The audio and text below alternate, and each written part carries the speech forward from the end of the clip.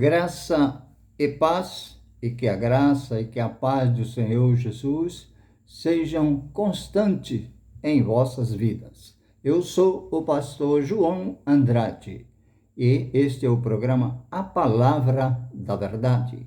E vamos agora à mensagem do Senhor para o vosso coração. Nós vamos ler na carta do apóstolo Paulo aos Romanos, no capítulo 3, os versículos de 21 ao 25, que nos diz assim a palavra de Deus.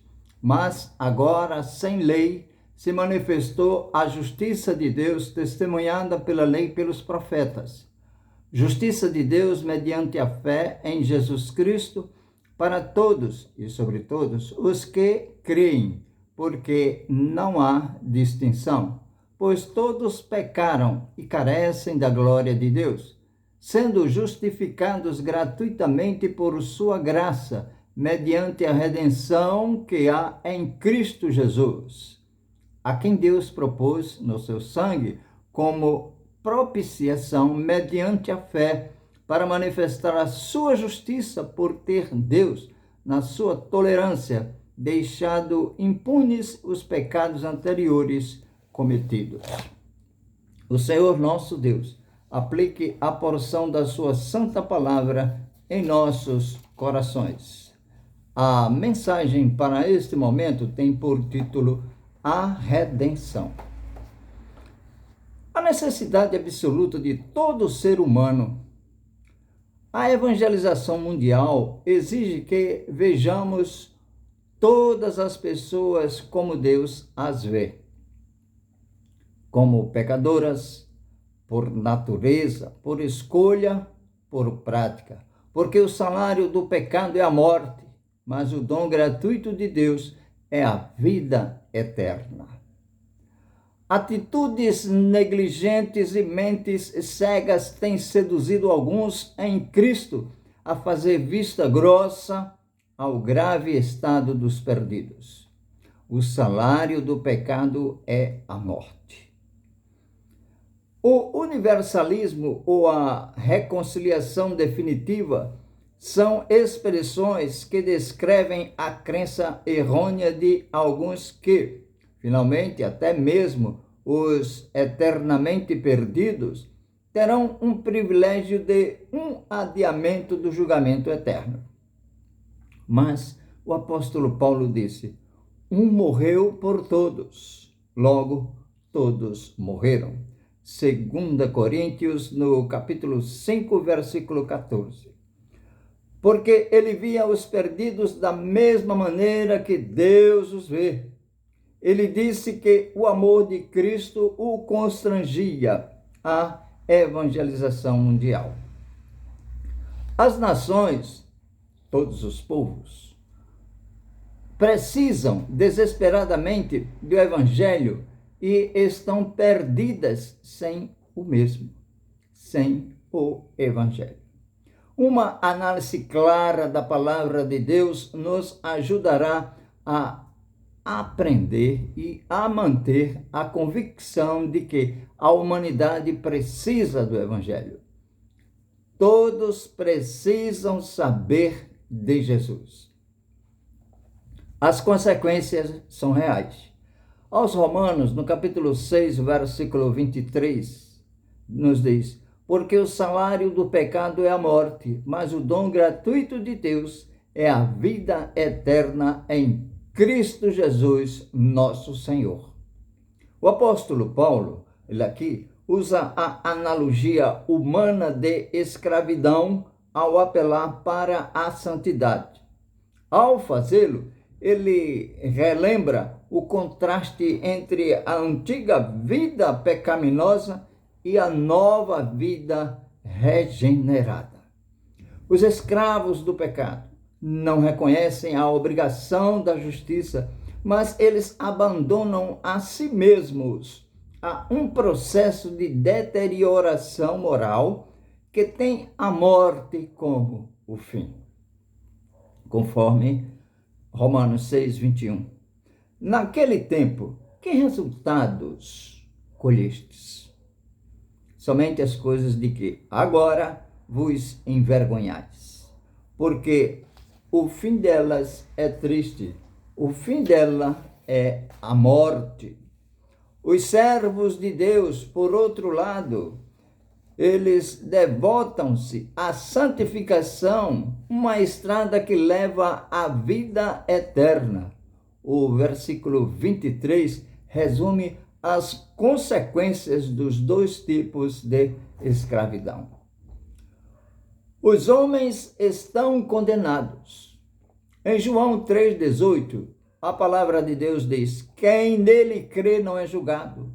O que não crê já está julgado, porquanto não crê no nome do unigênito Filho de Deus. A diferença entre perecer e viver, e entre condenação e salvação, está na fé em Jesus Cristo. Jesus poderia muito bem ter vindo ao mundo como juiz e destruído todos os pecadores rebeldes, mas em seu amor veio ao mundo como Salvador e morreu por nós na cruz do Calvário. Tornou-se a serpente levantada na haste. A serpente do tempo de Moisés deu vida física aos israelitas que pereciam, mas Jesus Cristo dá vida eterna a todos os que creem nele. Sua salvação é para o mundo todo. Estarão perdidos. Em 2 Tessalonicenses 1, capítulo 1, versículos 8 e 9, diz: em chama de fogo, tomando vingança contra os que não conhecem a Deus e contra os que não obedecem ao Evangelho de nosso Senhor Jesus. Estes sofrerão penalidade e eterna destruição, banidos da face do Senhor e da glória de seu poder. Como será o futuro dos não salvos? O que será de cada um deles? Enfrentarão o castigo e julgamento eternos, enquanto os salvos, lavados pelo sangue do Cordeiro, desfrutarão o descanso e a glória do céu. Os perdidos serão separados de Deus, enquanto os salvos contemplarão a sua face. Em Apocalipse 22:4, diz: contemplarão a sua face e na sua fronte está o nome dele. Algumas seitas tentam amenizar o significado da expressão eterna destruição. Algumas seitas. Mas 2 Tessalonicenses 1:9 diz: dizendo que se refere apenas a um sofrimento temporário ou a uma aniquilação total. As duas ideias são falsas. Isso é o que algumas seitas falam. Mas, por mais que os homens tentem distorcê-las ou evitá-la, essa expressão quer dizer julgamento eterno. E quando nós lemos em Mateus 25, no versículo 41, a palavra de Deus diz: então o rei, que é Jesus, dirá também aos que estiverem à sua esquerda: apartai-vos de mim, malditos, para o fogo eterno, preparado para o diabo e seus anjos. O homem não pode salvar-se, nem por obras, ou esforço próprio ou tradição.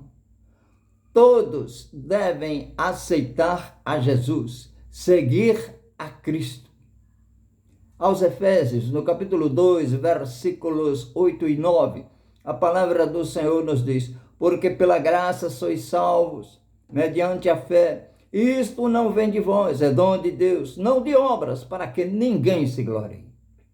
O que esse texto nos diz é que a palavra graça descreve a generosidade não merecida, através da qual é dada a salvação. Mas também é a palavra de poder que descreve as maneiras de operação do Divino Espírito Santo. A graça é tanto uma força como um privilégio, tanto um verbo como um substantivo. considerando-se que não fomos salvos por causa de nossas obras, não podemos perder nossa salvação por causa de nossas obras, mas a graça representa a salvação inteiramente à parte de qualquer outro mérito nosso. Significa que Deus faz tudo por amor a Jesus. Nossa salvação é a dádiva de Deus. No grego, o demonstrativo isto, em Efésios 2:8, é neutro, enquanto fé é um substantivo feminino. Logo, isto não pode se referir à fé. Refere-se antes à experiência da salvação em sua totalidade, inclusive a fé. A salvação é uma dádiva, não uma recompensa. Deus oferece salvação. 1 Timóteo, no capítulo 2, versículos 3 e 4, nos diz: isto é bom e aceitável diante de Deus, nosso Salvador, o qual deseja que todos os homens sejam salvos e cheguem ao pleno conhecimento da verdade. Isto é o que Deus quer de todos os homens, que todos eles cheguem ao conhecimento da verdade, abram os seus corações e deixem a luz do céu entrar. Qual é a vontade de Deus? Dentre outras coisas, que todos sejam salvos por meio da fé em Jesus Cristo. Deus amou o mundo inteiro, conforme João 3,16, e Cristo morreu pelo mundo inteiro, 1 João 2:2. Jesus morreu na cruz para atrair todos a si mesmo. Não se trata de uma referência a todas as pessoas sem exceção, pois é certo que nem todo mundo será salvo. Deus é longânimo com os pecadores, a ponto de adiar seu julgamento para que aceitem a Cristo como o seu único e suficiente Salvador. Meu prezado amigo, se você ainda não tem Jesus, abra o seu coração, deixe a luz do céu entrar. Esta luz é Jesus, o caminho é Jesus, a vida é Jesus. Ele está convidando a todos. Nós estamos vendo já os sinais acontecendo. Está escrito em Apocalipse: Cristo está às portas. Ele virá e arrebatará a sua igreja, os seus, aqueles que se convertem a Jesus, aqueles que são crentes, salvos em Cristo Jesus. Ele os arrebatará para os céus. Queira estar entre nós. Entregue-se a Jesus. Conclusão: nem todos já ouviram a verdade do Evangelho e muitos a ouviram e rejeitaram. Não é possível explicar o mistério e a soberania de Deus e da responsabilidade humana. João 6,37. Mas sabemos que ambas são ensinadas na Bíblia e estão de acordo com o plano maravilhoso de Deus para a salvação. Que o Senhor Deus, pois, nos abençoe e que você, que ainda não tem Jesus, possa ter um encontro com Cristo. Que Deus vos abençoe. Eu estou sempre neste canal, A Palavra da Verdade, também no Cauê. Se ligue, procure-nos no Cauê e todos os dias eu estou trazendo uma mensagem para o seu coração, porque Deus assim me usa para fazer esta grande obra em prol do reino dos céus. Que o seu Deus, pois, nos abençoe.